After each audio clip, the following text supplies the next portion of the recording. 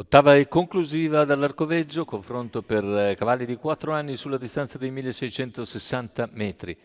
9 al via, 1 Futura GL, 2 Fiaba delle Badie, 3 Fernanda, 4 Furiesco, 5 Francisco Benal, 6 Fatù di Poggio.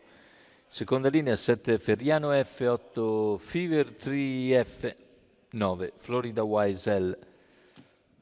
Favori per Fernanda in chiusura, numero 3 Manuel Pistone in sediolo. Sono due le osservate speciali, Fernanda e Futura GL che ha il numero 1. Fernanda subito veloce, mentre rimane al palo Ferrano F.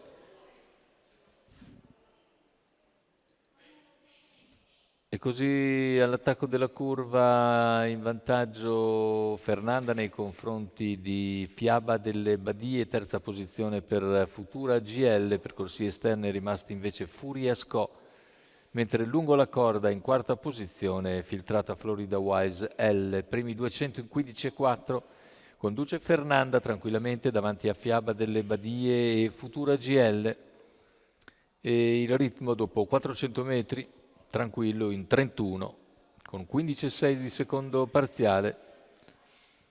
All'esterno è sempre Furiesco che però rimane lì senza progredire più di tanto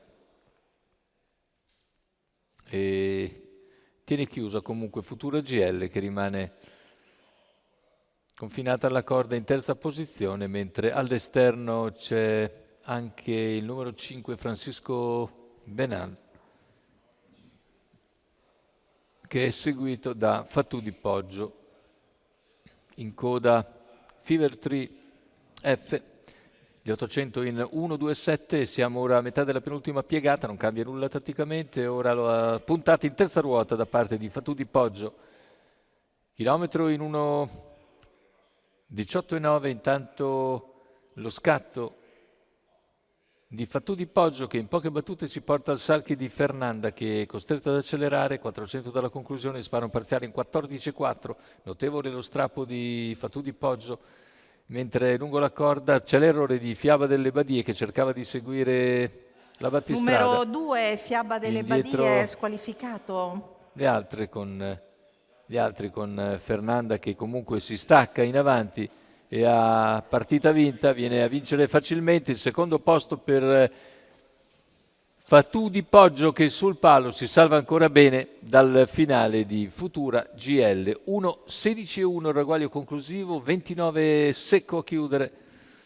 per Fernanda e Manuel Pistone che vincono questa corsa di chiusura all'Arcoveggio, corsa riservata a cavalli di 4 anni. Fernanda, Manuel Pistone e Andrea Sarzetto, scuderia Lagunare.